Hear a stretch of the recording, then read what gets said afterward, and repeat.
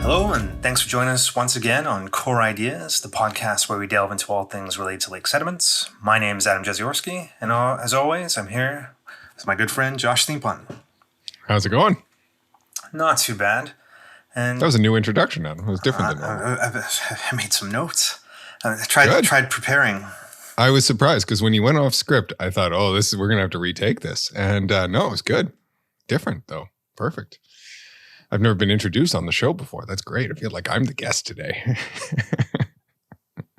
When in fact I am not. Today, however, we are going to talk about an interesting topic and a summation, a close on our Contagious Ideas Arc that we've been working on now. This will be the 6th and final episode on that. And we're just going to sum up a little bit about science in the COVID period, in this pandemic era.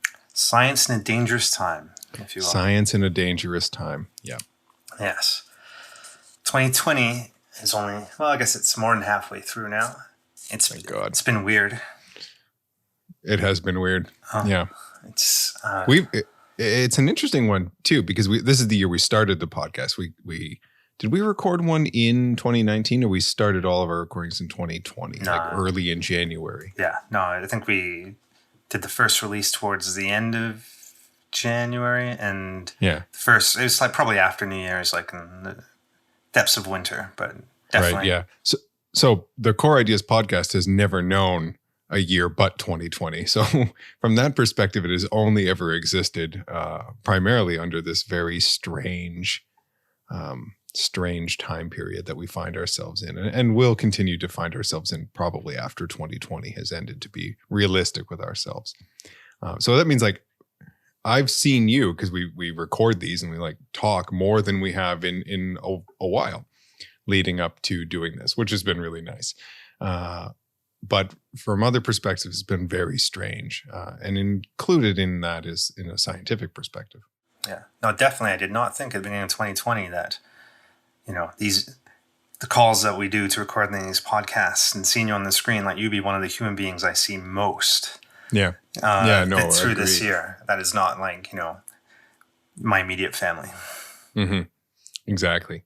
And that's, I guess that's the nature of some of these unexpected things, is they can throw wrenches completely into the best plans. And that's one of the things we're going to talk about a little bit as we go through this sort of summary and wrap up of some of the things associated with it. Yeah. And so, obviously, a lot has happened. Global pandemic, massive lockdowns, field seasons scrambled, ends of semesters canceled, lots of video conferencing, video teaching. There's going to be... Everyone's a professional at using Zoom and getting their microphone just so, and all those sorts of things. Yeah. Yeah. And there's going to be a lot of knock-on effects of what has gone over, like, the last 5 months already, but in many ways it's going to continue on through the rest of this year. Like, I'm not sure how many universities are going to be back to normal in the fall, but definitely none of the ones in Ontario. I don't think any of the ones in Canada anywhere are any kind of normal schedule. I don't know for sure that, but not completely back to normal for sure. There'll be differences even if they are on campus. So, even as we gradually come out of, all this weirdness, it's going to be a long time before we're fully back to normal.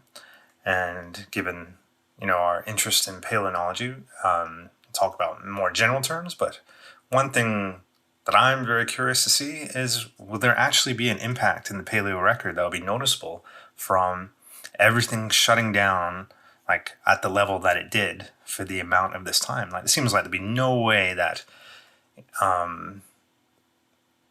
like in things like the CO2 record, there's going to be some sort of blip that will be measurable for sure. But will that carry through into the actual sediments? Like, time will tell. Yeah. But and I think you're right. If you look closely enough and you find the right archive, whatever that might be, ice records or lake sediments or tree rings or whatever it is. Somewhere you will be able to find that record. But will it be something broad enough, especially for such a short duration, that you can find it more ubiquitously around different environments? Will it be the equivalent of the Chernobyl peak that we find only in certain areas because other areas were impacted more so? Yeah, and that's something that time will tell. And how long will it be before we can make that determination? Yeah, when we start seeing 2020 varves, will those be? Yeah. What sort of weird characteristics they have due to what, instead of what has happened, like largely what has not happened. Yep. Mm-hmm. Whether it's because there's not as many planes flying or any of the other sort of impacts. What will that look like? Will it be noticeable? And how long-lived will it be? And there's no question, I'm sure, in most people's mind who are thinking about the broader climatic impacts. We're not saying this is going to result in a reversion of the anthropogenic climate change. This will be a minor blip in the ever-increasing CO2 concentration or whatever metric you want to use to describe the impact, but it will be there and it will be noticeable and it will be something to talk about and to discuss. Yeah, absolutely. But we don't know, and we won't know for a while. But what we do know is that there have definitely been impacts on research in general. Again, everything locked down. Thank you to everyone that answered our Twitter poll asking about field seasons, and we got 100% response rate of field seasons completely canceled. And so for those who didn't see it, the question was, has COVID-19, has the pandemic resulted in a change in your plans for field sampling in particular, not any of your other plans? And yes, completely canceled. Yes, but we've modified it in some manner, or no, business as usual. And basically everyone said it had been completely canceled. And, outside of our devoted listenership, just asking around the people that we know and interact with, that seems to be, the general consensus. And that extends beyond, academics. There's going to be serious impacts on data collection and long-term monitoring records. So my main long-term record, I don't know what you call it, organization that I have any interactions with myself would be through the Ontario Ministry of Environment and the Dorset Environmental Science Centre. And I'm not sure exactly what the status is. I've not talked to anyone there in a month and a half or so. But back then, I don't think they were yet committed to the whole everything being a complete write-off, but that was definitely looming. So I'm not sure if there's been some means of adjusting so not everything is lost, but it's definitely, no matter what, it's going to be an anomaly in the databases going forward. And they also run the Lake Partner Program, which more broadly, or they oversee the Lake Partner Program from that location. Anyway, the Lake Partner Program in Ontario is this way of getting communities and citizen science and other people to collect data, and all of the information is channeled through the MOE CC or whatever they're called now. And as far as I know, much of that, if not all of that, is completely shut down. So there's a really broad implications for with people working from home. There's no way to deal with like hundreds and hundreds of samples being sent in, or even to get the hundreds and hundreds of sample kits sent out to the people in the first place. Let alone analyzed after the fact when, there's no lab, or the labs are running at skeletal capacity if they're running at all. And that moves well beyond any one region or any one organization or institution. Like that is if there is a scientific legacy of COVID at a broad scale, I think that may be it, is that there's this lack of data for many locations where physical sampling by humans is required. Now, if you have temperature loggers out, or you have rain gauges or those kind of things, those devices are still going to be collecting data. And so long as they don't need to be repaired, the data should exist.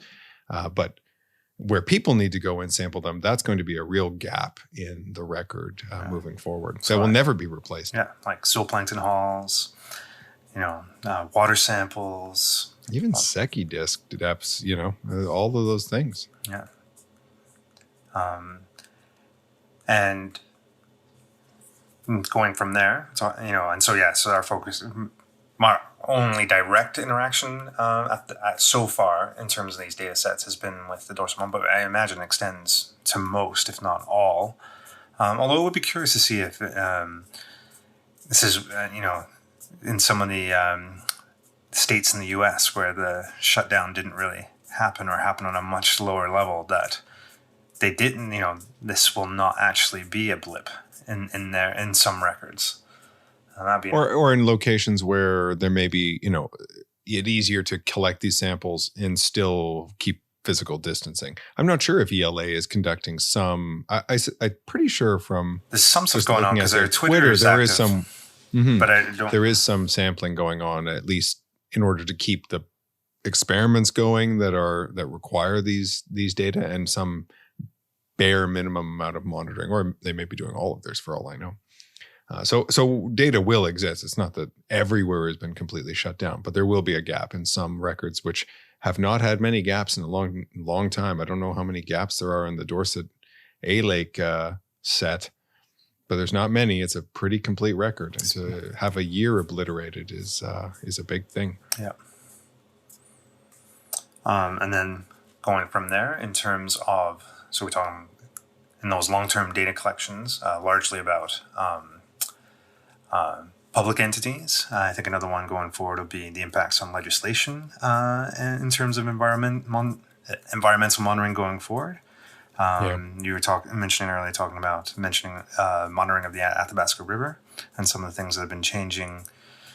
These don't seem to be generally good stories in this case. Not that the lack of data is a good story, but these seem to be, at least the ones that I've seen, examples of governments using the pandemic as a way of slipping in other legislation or removing environmental regulation as a way of cutting some of the red tape, in air quotations, that they often like to talk about, whether it's removing the requirements for such rigorous impact assessments, which is something that is happening in the States, or in Alberta, the push to decrease where monitoring is occurring downstream in the oil sands region on the main branch of the Athabasca River. Those are all changes that, yes, there may be impacts associated with the ability to carry out these kind of work, but removing them entirely under the guise of squeezing them in sort of in an omnibus sort of fashion is taking advantage of a situation. And the question really becomes, if it is because of a very temporary perspective, when do we get those back? And how quickly can those be reinstated if they absolutely must be removed? And I wait to see that one. Once again, time will tell. And it's added to the list of knock-on effects of the last 6 months or so. Yeah, or things that may be pushed back against. And with the right amount of pressure, they may realize that, there's pretty smart people who work for these environmental regulation agencies and do the monitoring. They can figure out how to do that if we make it a continued priority that it needs to be. Yeah, and continuing with our 40,000 foot kind of view of the impacts on. I haven't been in a plane, and this is speaking of impacts. This is the longest I haven't been in an airplane in years, many years. So I haven't been to 40,000 feet in a long time. Yeah, me either. But I was going to say, in terms of impacts on research, on the paleo record, on environmental legislation, and there's also been impacts on this podcast. This whole arc big time has been a scrambly curveball, because we thought that through the summer we'd be able to coast on, some interviews and whatnot that we were able to squeeze out of the PALS conference that never happened in May. Yeah.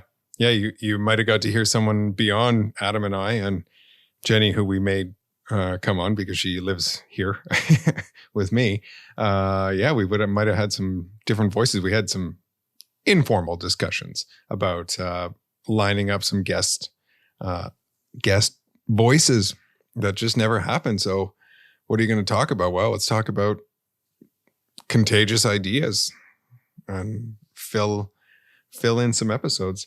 So we put those ideas in. They're not removed. We haven't removed them. We've just moved them to the back of the list. Yeah. But there's always next year. There is always next year. We hope. But rating it from the general to something more specific, like talking about, I think we can go forward talking about the impacts of this in a more direct level. And I think, one group that we interact with on a very regular level would be students. And, students coming in at the undergraduate level, at the graduate level, current students, all these are being massively affected by, the impacts on teaching, the impacts on just working conditions, thesis to carry out their own progress. research. Yeah. I think we can talk for a little while about that because there's a lot of questions being raised just in our own labs. International students potentially not coming, so That's members of our enormous, labs not showing up in September, even though there's not really much to show Showing up to. isn't, again, in air quotes, but not being able to join the lab in whatever capacity. Yep. That's major applications. We were riffing on this a little bit before we actually started recording, but I know undergraduate me would have totally taken a gap year at this point. I was, did some major, switched my majors while I was in undergrad, and this kind of happened while I was kind of questioning exactly what I was most interested in. I just been, pause, and I will figure something out and maybe do some online courses. But in terms of my interest in biology and chemistry, I know I would have gone, I don't want to miss the labs. Well, it's a reasonable response. And many will do the same thing, for sure. And we'll see how many that will have. Queen's campus is going to be, at 25% of its usual capacity come September, with most stuff. And that's a small campus. Yep. So, there's not 50,000 people crawling around on a given day. No, but, it's going to be incredibly noticeable. Yeah. That would put it kind of into maybe what it looks like in the summer in terms of the summer students on campus, which is pretty small. Having stayed there a number of times and been a grad student there, it was always great to, not have to stand in line at the Tim Hortons because there was so few people on campus. Might not be the same vibe now, but will it even be open? 6 foot I apart. have no idea. Yeah, I don't know. And at York, we only have a little bit of anecdotal evidence. So far as I know, the number of people entering in from right out of high school has not changed significantly. So there will be a lot of new students, even if they're not physically on campus, and how to deal with residences and that kind of thing. The first year experience is a huge issue. We were asked to put together, kind of welcome videos for the students coming into the first year, because I teach a first year course, in order to kind of give them that, that little bit of university spirit and that sort of thing. Actually, that's something but how to do orientation is hard. Yeah, I'd not really thought of that. Because it doesn't directly impact me, but the coming in to do remote courses or online courses is one thing, but if you come in or you don't come in, that camaraderie with the people in your classes and your program, that first week or two, has such an impact on the following 4 years. And how do you have an online frosh week? Yeah. No idea. There are people who are working really hard to try and make it as, the best of a terrible situation. But it will be very different, no doubt. I can't even imagine what the university experience wouldn't have, how different it would have been. Even people who are like at Queen's, where I did my undergrad, the number of students on campus is a significant number. Unlike, for example, York, where we have a lot of commuting students. Most students at Queen's are on campus in first year. So you have this, unicohesiveness. Everyone's staying in the same area. Everyone's all together. There's kind of that, I don't want to say indoctrination, but there's a real development of an esprit de corps. And the students who stay outside of, who live at home, the first years not in residence, have a very different experience. Like they come in and do all those same sort of activities, but it is different. To take that, even that part away would be will be very different. Yeah, I was going to say, not would be, will be. Mm-hmm.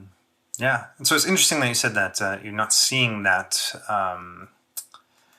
much of a difference in terms of the application straight out of high school. Because one of my gut feelings is this going to be the creation of a second double cohort? I think you're right, though. And I would say that just because they have applied to programs doesn't mean they're going to take a full course load. It's quite common. I would suspect, because doing everything online is harder, that students may take a decreased course load in order to only do a couple of courses. So they're registered in the program. They'll get through a few of them and then maybe take a fifth year to finish that out. And that will, you're absolutely right. And just for reference, depending on how young our audience is, the double cohort was a thing that happened, that I'm sure it's happened other places too, specifically referring to in Ontario when they... The entering class of 2003, who finished high school in 2003. Yeah. Who basically...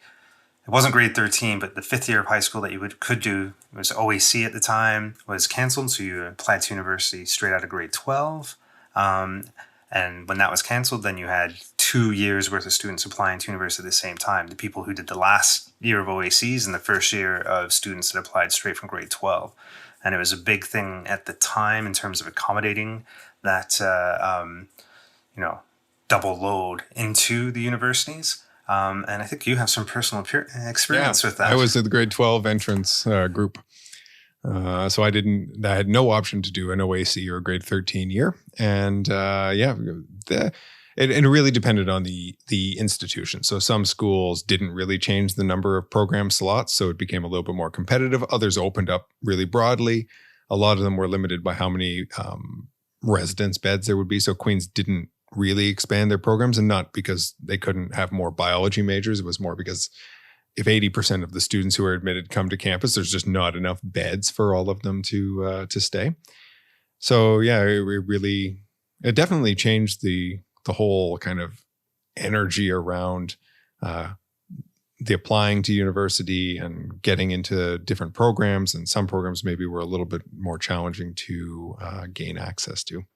So again, time will tell if maybe not to the same extent that happens, but if there is that kind of same change in terms of some programs becoming more competitive due to people sitting on the sidelines for a year.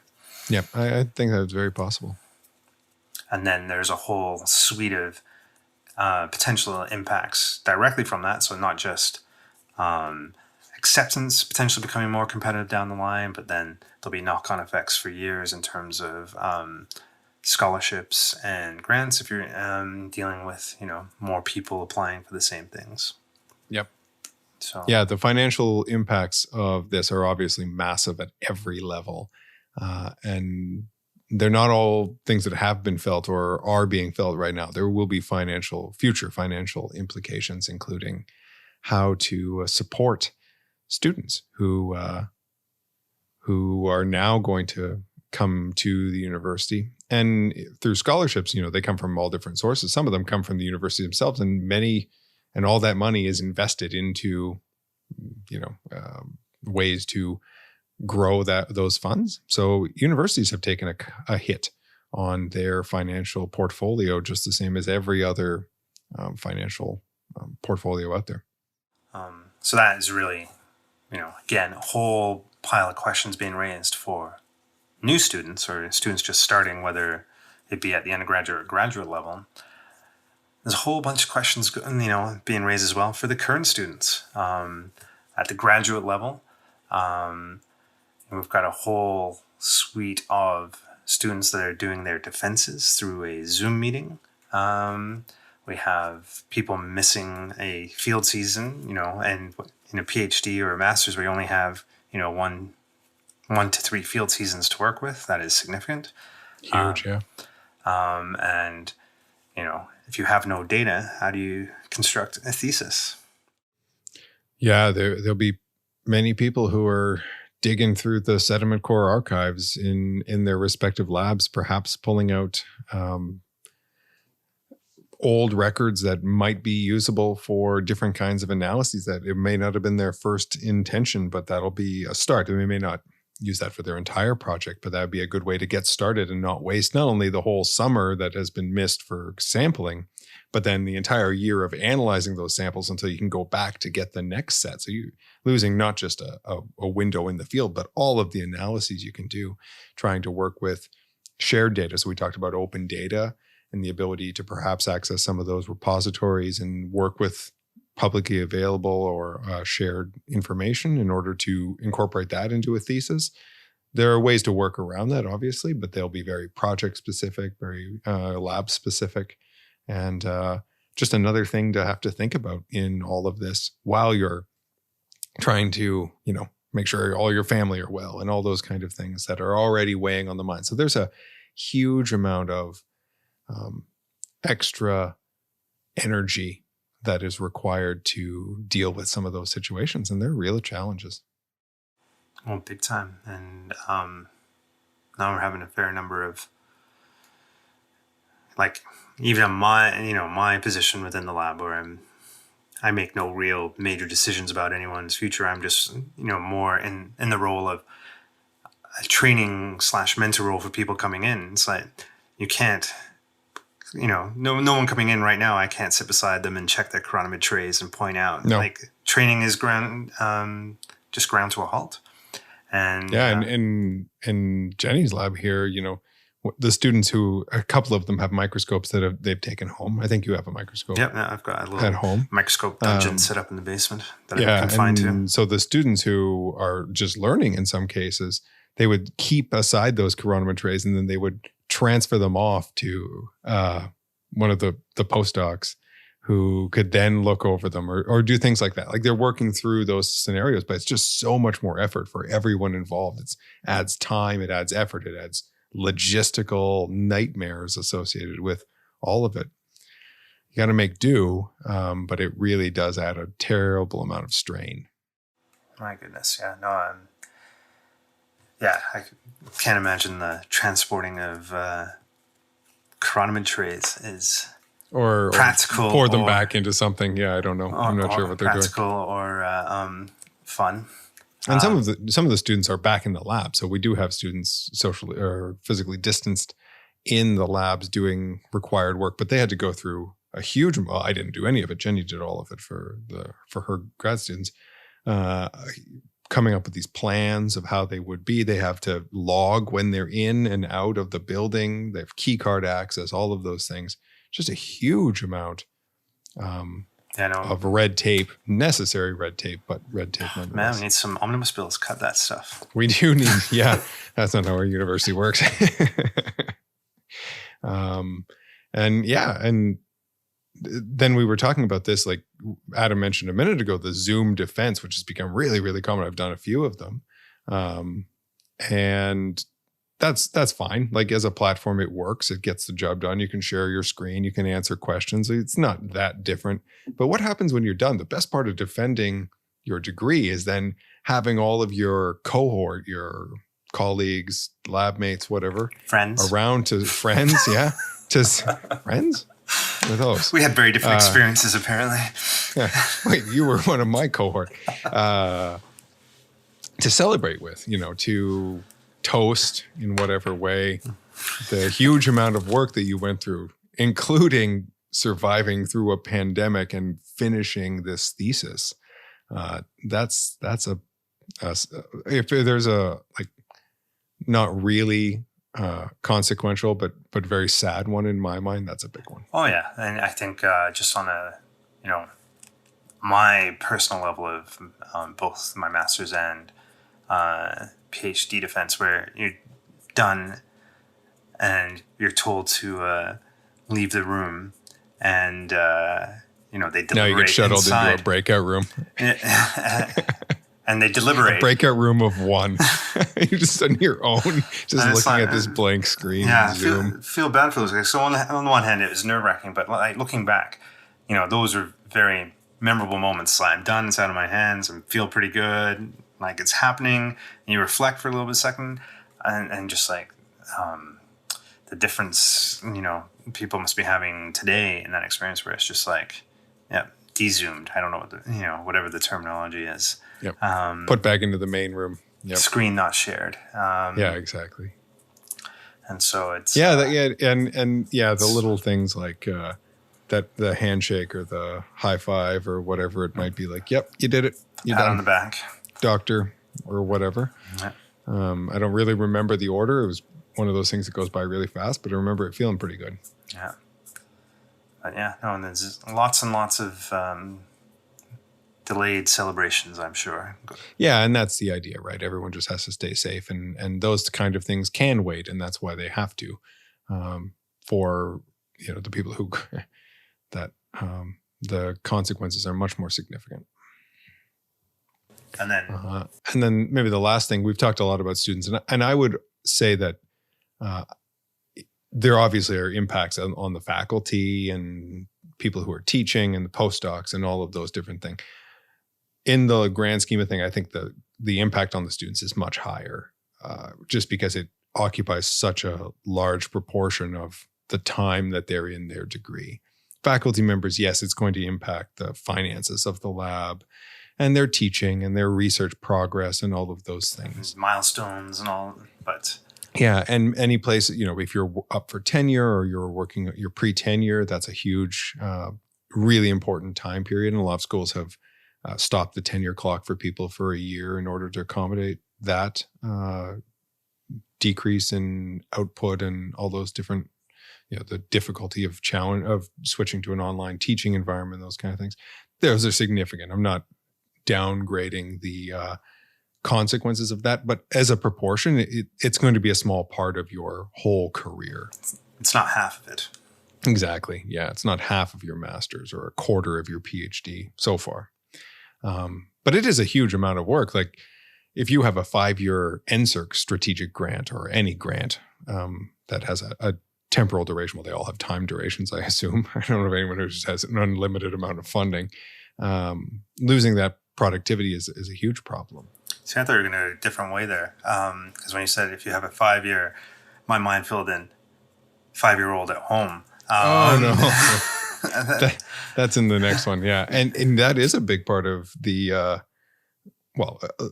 people at all sorts of their career education stages have children at home, and trying to do anything at home can be really challenging. People have a hard time. Some people have a real hard time working at home. Just because they need the change of pace, they need the change of scenery, they may not have good internet, they may not have a place to work. Sitting at your kitchen table works great for trying to, read a draft of a paper on a Sunday evening. But if you have to do it for months and months and months, that's a massive challenge for anyone, not just the faculty members. But then add on top of that, the cat who walks through the middle of the defense. You get to see a lot of cat buttholes in Zoom meetings these days. And the kids who are just screaming in the background, or cartoons playing, or, all of those different things. Those become real major stepping stones to being able to just do your job as you would normally, and things you don't think about. And then the job changes. So, everyone has to become an expert at teaching online and making Moodle sites that are amazingly interactive because they have all these things, because you're not going to get to see the students. And, I have to, I would consider myself a fairly tech forward professor. I use a fair bit of that stuff already, but for some people, they do not. They don't post their notes. They don't put anything on some sort of learning management system like Moodle. And it's just a massive change for people to try and not just learn how to teach online, or do anything online. But teaching is really taking up a lot of people's time these days because it's very different. But what good online teaching even looks like, because it's not the same thing as if you're teaching face to face. The last thing I'll say about this is that many universities offer courses that are either blended, so both online and on campus and face to face, or fully online education. There's lots of universities that are wholly based on that topic, but it generally takes 2 years to turn a course online. You can't do it over March break? No, you can't do it over March break. And it often has a team of people, and a significant amount of money can go into it because there's often a tech component to it. Whereas I'll be doing 5 this year. And so like this is an angle that I have no direct connection with. I don't teach any courses at all. How's it going? Have you found a groove? Are you still looking for the groove? Like at this point, I have good days and bad days. I know exactly what I'm going to do. It's about number of hours and working more or less half time, and then working in the evenings, half time during the days because one of us is watching the little guy, and then working in the evenings. So I know what I want to do. A few days ago, I was in a pretty dark place about it. Today, I had a really good day. I got like 3 or 4 full weeks of material put online for a course. So I felt pretty good about that, and I'll get it done. I won't have the whole all the way through till the end of November online for all 3 of my fall term courses. That's not going to happen, but hopefully it'll be into October towards reading week, and that'll be good enough, and I'll do the rest as time allows moving forward. But you do have to make sacrifices. Some things just are harder, and just you can't let perfect be the enemy of good. With it all being so front loaded, will it actually mean you'll be less busy than you would have been at the start of September, or nah? I think I'll have a couple of quiet weeks. And then it probably will ramp up to, as labs for 2 of the courses have computer kind of based labs, they're geomatics courses. It'll get a little bit busier. My winter will be really quiet because I have my first year, I'm teaching the winter half of the first year full year course. And then my 4th year, seminar research or rivers course, which I don't really intend to make lecture videos and stuff. They can do a lot of that stuff on their own to kind of flip the course. So I should have a very quiet winter term because I'm going to need it after the fall. Oh, okay. Yeah, no, it's interesting. The course that I've been most involved with in my time at Queen's is limnology, the 4th Bio 335. And it's been moved to the winter, and I'm not involved with it this year, but I'm just curious what the impacts. There's no field weekend, and the field weekend is so, or I guess there's no. Yeah, it's ingrained. It's so you get samples for the labs are all based around the field weekend, and other people have done the same thing. Some courses can't move, we can't have our snow and ice course in the fall, which I don't teach, but others. you gotta give a little. Yeah. All right. So that I wouldn't say that's a Debbie Downer kind of conversation. This is it's game over, man. Game over. But it's realistic, right? Because there aren't generally a lot of really positive things that come out of a global pandemic, but there are some very minor ones. Tell me, there are some. There are definitely some. I'll just the last couple words on that one because we just finished on this topic in the last one. Teaching generally for a lot of faculty, especially in certain times of the year, doesn't take up a huge amount of their thinking, especially when you've taught a course for a number of years. And I think this whole online process has really led to a lot of renewal in how people think about their teaching, and it probably is going to bring in some practices that they may not have incorporated before that they realize actually really work well. And they've thought a little bit more about pedagogy than they would have if they hadn't been sort of forced to reevaluate what they teach and really distill down what is the core information they need and what's more supplementary.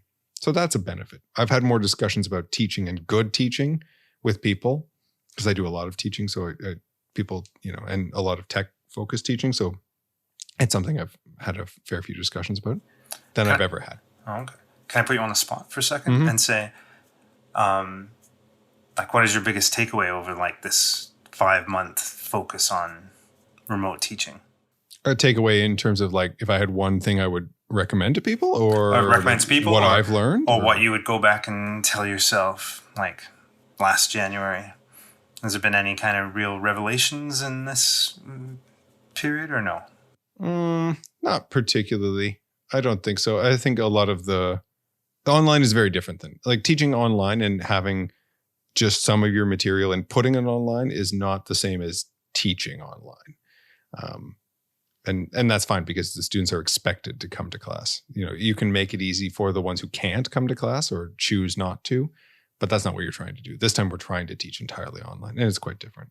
And that's key. You have to adapt. And if there was one thing I would take home is that it takes way longer to do anything online.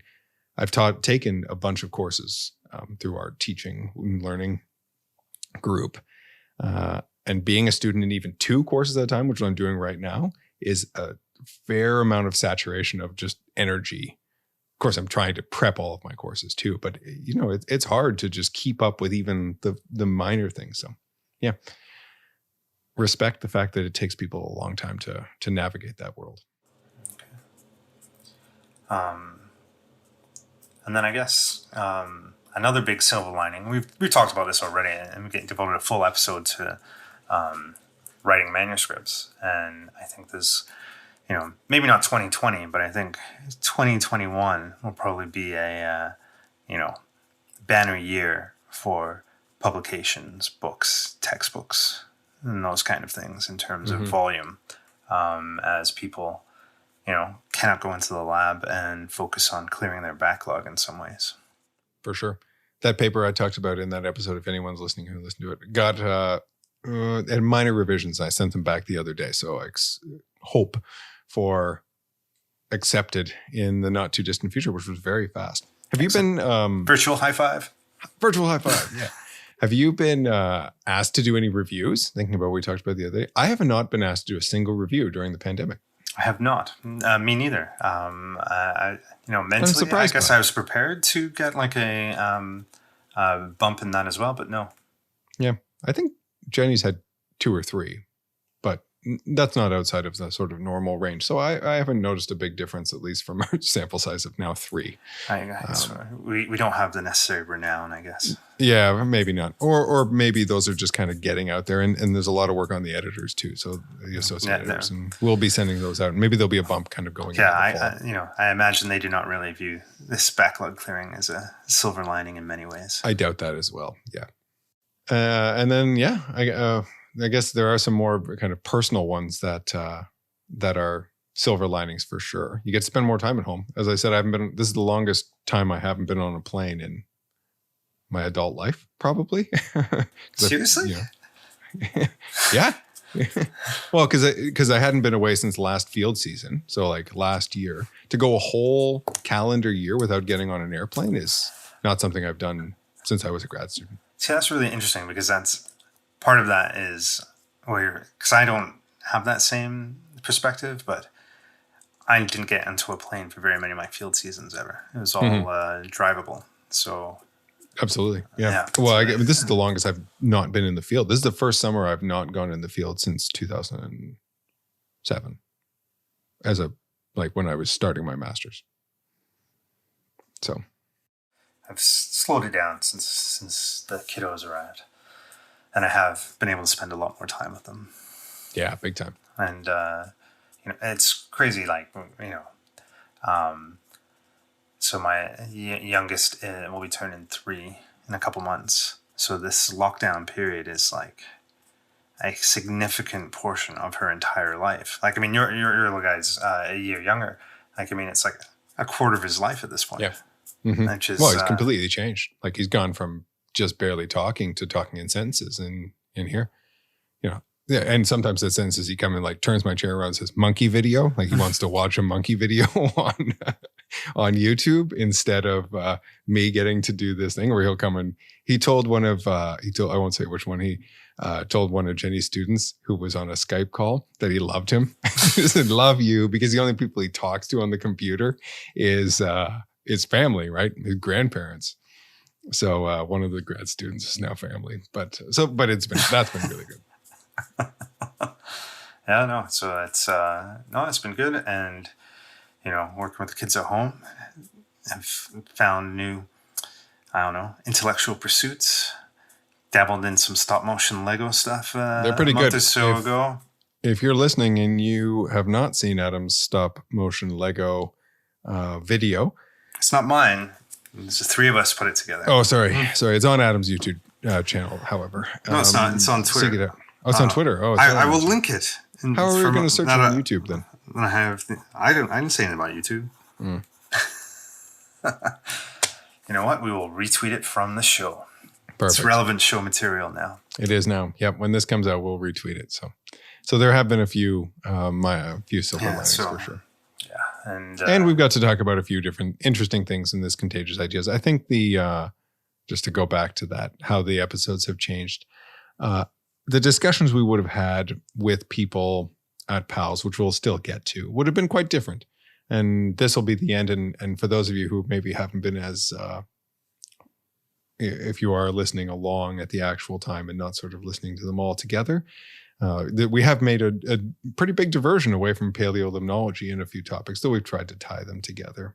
And we'll go back in the next stretch. We'll go back to some paleo-specific things. But it's been interesting to think about them. Yeah, we've definitely widened our focus and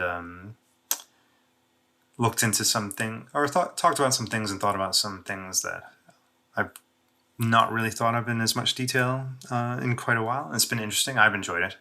But no, I'm ready to get back to the bread and butter of what Core Ideas is all about. Yeah, exactly.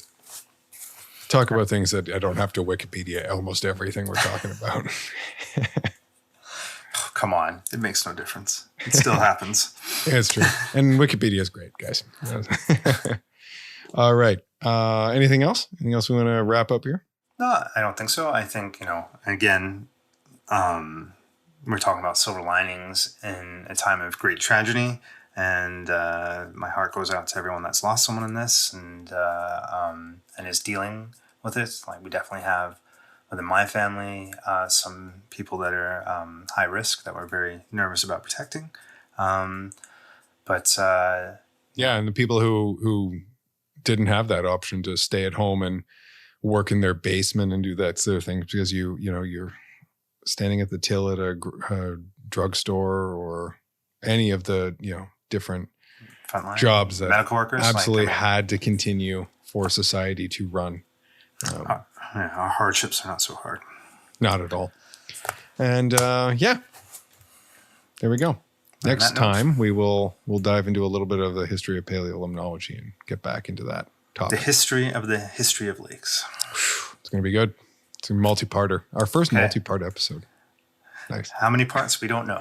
We're not sure. We're just starting to work on it. Seat of our pants all the time. If you have any comments, questions, queries, suggestions, you can always catch us on Twitter at Core Ideas Paleo, Paleo.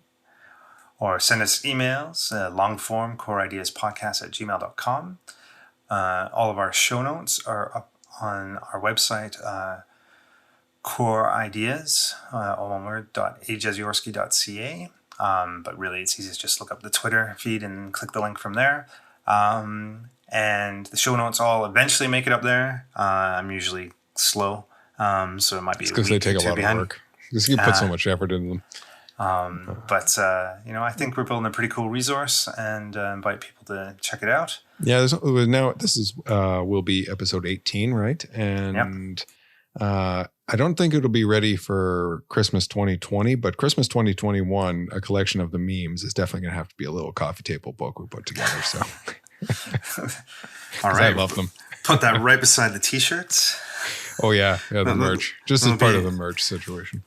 For people that are on a nice list, a year and a half from now, you watch out for that highly sought after volume. That's right, but we'll have to ask you for your addresses, so it won't be that secret. All right. Great. Okay, we will catch you next time. Stay safe out there, and thanks for listening. Yep, thank you, and talk to you soon. Bye.